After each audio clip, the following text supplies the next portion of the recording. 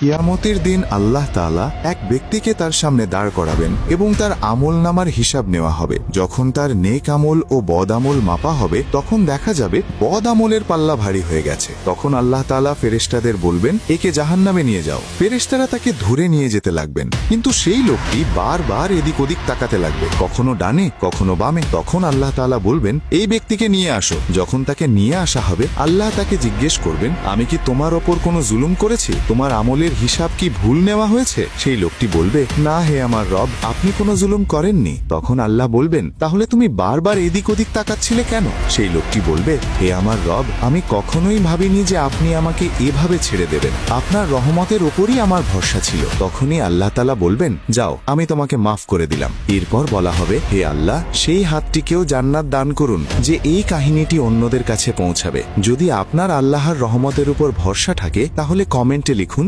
সুবহানাল্লাহ।